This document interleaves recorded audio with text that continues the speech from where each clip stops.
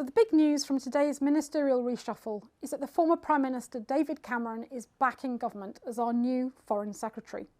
He left Parliament in 2016, so he's just been appointed to the House of Lords in order to do this new job. But Cabinet Ministers in the House of Lords, under current arrangements, can't speak in the Commons, so the Foreign Secretary will not be directly accountable to our elected representatives.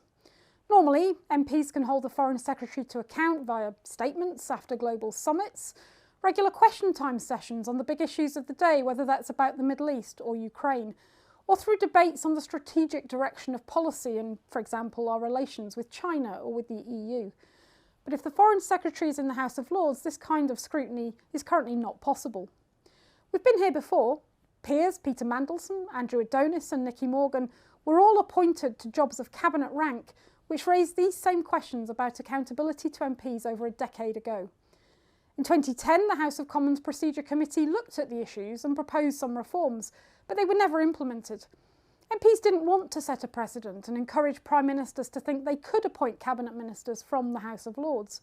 Many thought it unlikely that future Prime Ministers would do so. After all, it's not a great look for parliamentary democracy in this day and age. But here we are, a decade on, and the holder of one of the great offices of state is once again in the Lords.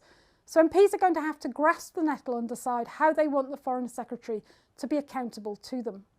We'll be discussing all of this and more in the next episode of our Parliament Matters podcast.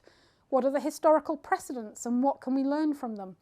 Why were previous proposals never implemented? And what are the reform options now?